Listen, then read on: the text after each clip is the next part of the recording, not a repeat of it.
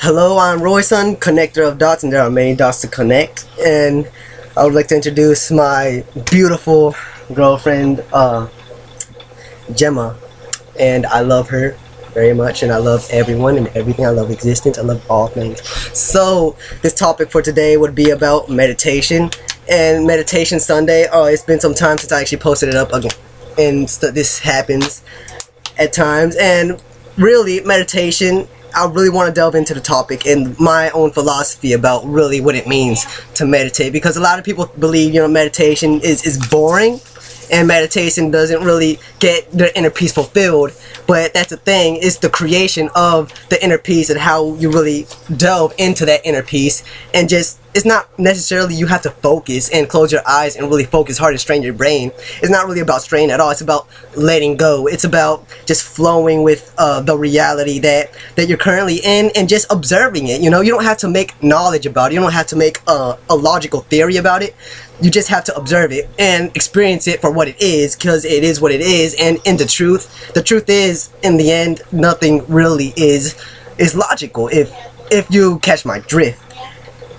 Now, there are many occurrences where, I get people like giving me their own experiences about ascension, or maybe ascension about many different things of occurring, the logical mind that it's unique, that everyone has their own certain experience about when they meditate. Or some people believe in astral projection is a certain form. Me personally, I've had my own experiences with it, whether it's astral projection or not.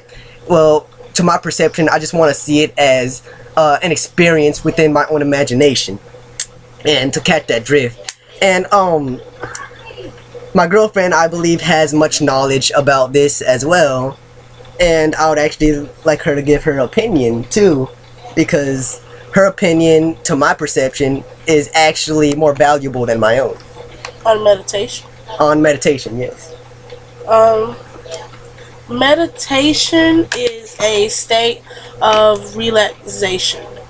Some people think that relaxation would be where they're laying down, where they're sleeping, where they're just being at peace. Considering the fact that people say they get all these experiences with meditation, it's really because your mind is at ease. It's not where you are focusing on one thing, but you can focus on all things at one time.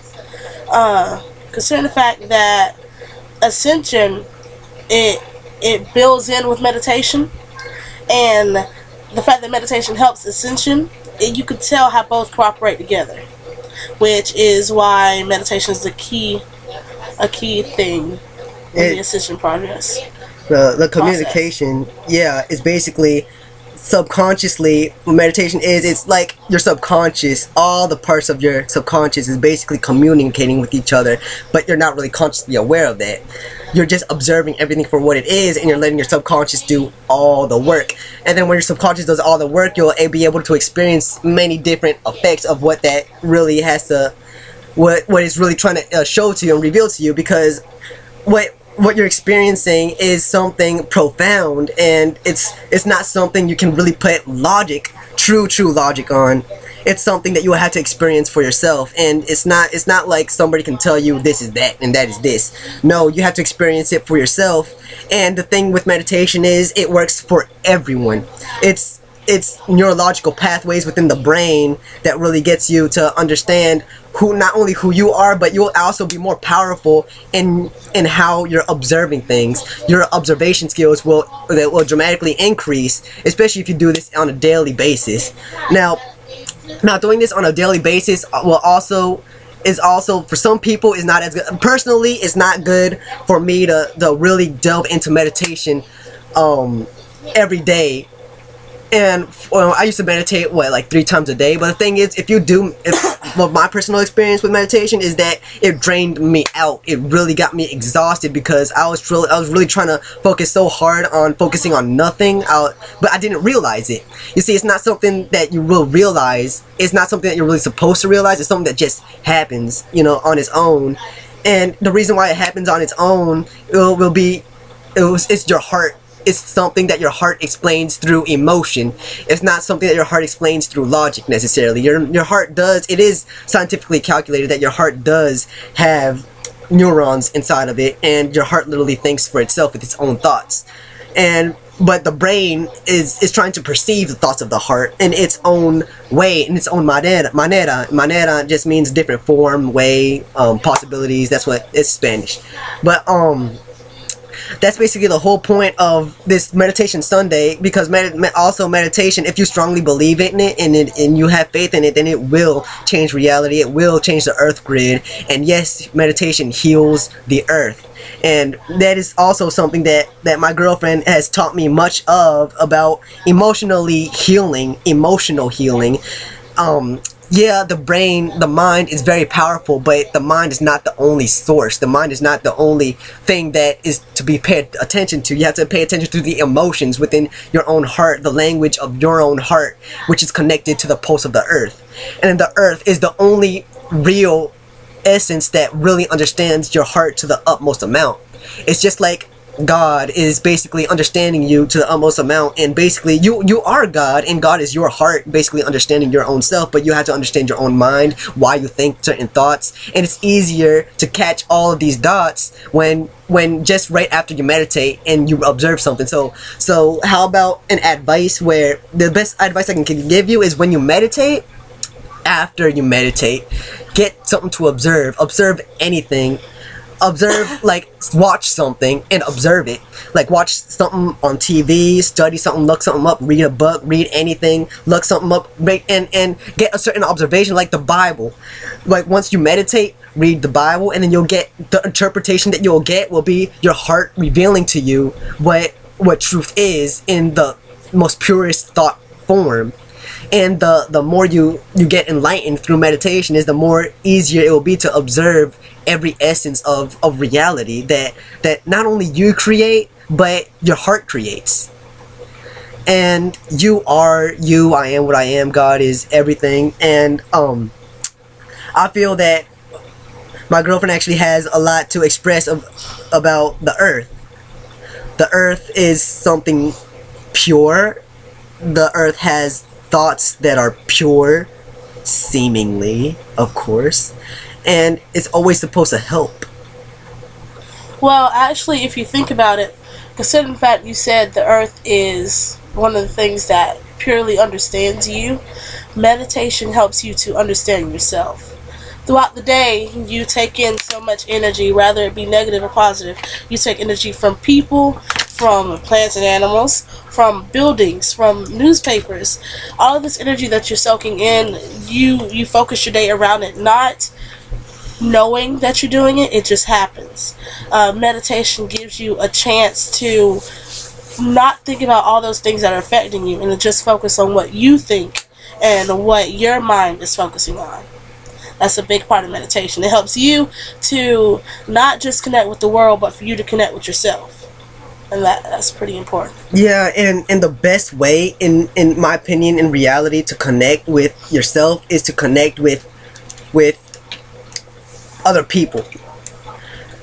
You may not know it, but the heart and the spirit and the soul always understands every soul that like, once you walk into a door, like, and there's a lot of people there, like if you walk into a classroom and there's a lot of people sitting down there, their hearts are already going to feel your vibe. They're already going to know the type of person you are and the type of experiences that you want to experience, the type of thoughts that you have. The heart knows it all. So in the reality, there's really nothing to hide.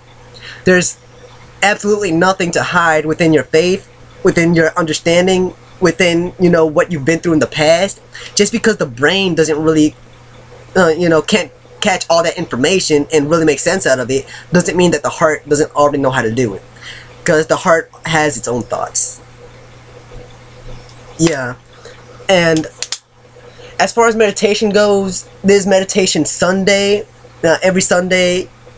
The reason why I made it on Sunday was because there's a lot of energy out there that's expressed on Sunday, especially because of church. And it's not so busy on Sundays. So you don't have all of these negative energy coming from people working, people being tired, all of these buildings putting out pollution. You know, Sunday is a day of rest.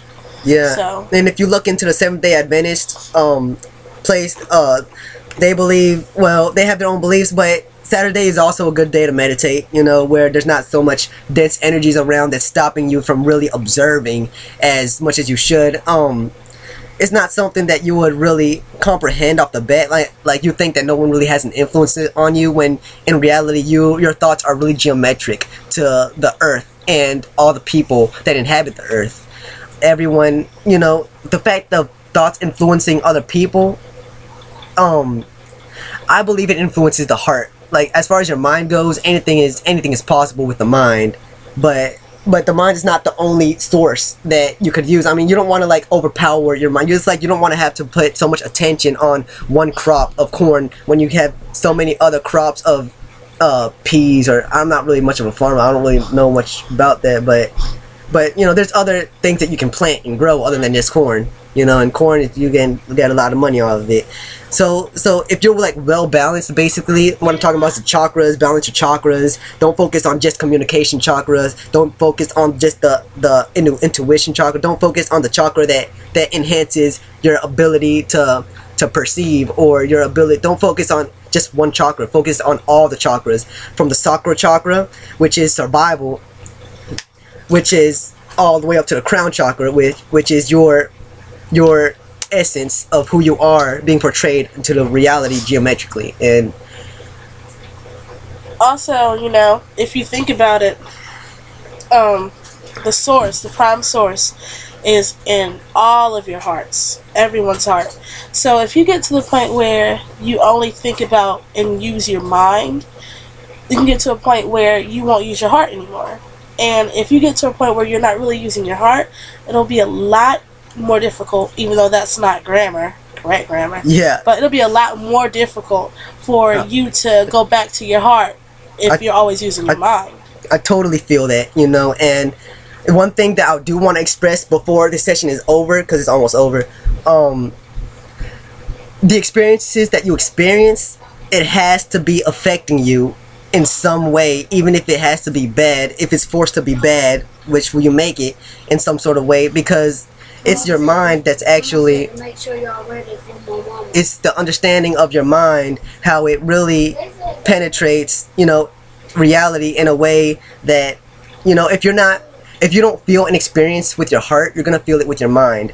And to go through an experience with your mind, it's going to be more devastating than the experience with your heart. So there's people that experience bad, negative things, and it affects their mind, but it doesn't affect their heart. And I'll let you judge that for yourself, of how whatever you're experiencing. Because if something really hurts your heart, don't be afraid to really express what your heart feels. Your heart is trying to tell you something. It's trying to get you to notice something, that maybe you're paying attention to what the standard view is and not paying attention to what your heart's view is. And in reality, your heart's view is the real spiritual standard view, and your mind's view is the progressive ego view. So maybe it's your pathway to pay attention more to the mind for now, and more, or maybe it's meant to change right now, or maybe your heart is supposed to keep going on its course as of now, or maybe you're supposed to learn a certain amount and that's about it. Or maybe but it all depends on your perception. Or maybe they can get to a point where their mind and their heart cooperates together. Well, that's the whole meaning of it, you know. But however long you want to keep the imbalance, it's on you. You want to balance yourself when you want to, and that's the bottom line. We can't really hand you the silver platter of balance. You know, I can show you the steps. You have to walk the steps. Once you take the first step, you know, God says that He'll take all the steps for you. So basically, taking the first step is basically half the battle. And then keeping that first step, you know, standing on that first step, you know, staying on that path is basically the whole battle, you know. And it's the other half. Staying there is the other half. So that's basically it. Tips on meditation? Any tips on meditation, Jemma? My tip would be, a lot of people say there is like one way to meditate. There's not one way to meditate. They say there's a correct way to meditate. There is not a correct way to meditate. Roy, he likes to, you know, sit up against the wall to meditate. I like my to back, lay down. you know, I just don't want to like sit up and my back would be hurting. Like, oh, I'm paying attention to my back. I don't want to pay attention to my back. I want to pay attention to nothing. Nothing. Nothing. But I like to lay down, meditate. I have a friend who likes to stand and meditate. I always wonder, do they like fall? They should fall. Yeah, it's just like they're not paying attention to standing up, you know? It's interesting. I'm standing, but I'm not standing. Anyway, when you do have a thought, you know, there's another tip. When you do have a thought that you just don't want to have, or you have a thought or like some melody that's in your head, stuck in your head and won't go away, you know, the key is not to force it out of your head. Exactly. The key is to just straight observe it and just let it happen. Just let the thought happen. Don't stop the thought. You know, don't stop the melody from expressing itself. Don't stop your subconscious, you know, expressing yourself. Just observe your subconscious expressing yourself. Music. Music helps. Music. Yes, I love music does music. Help. Music you know, helps. there are all of those songs out there who has amazing instrumentals. Google an instrumental, play that instrumental. If your mind likes it, then use it. You know, there's no correct music to listen to. Beats, binaural beats are pretty good. I love nice instrumentals. A violin helps a lot. Perception goes a long way. Yes. Yes, it does. Indeed. Agreed indeed. So yeah, there ends our session, and I hope you learned what you had to learn. So there goes that. Peace. Love you.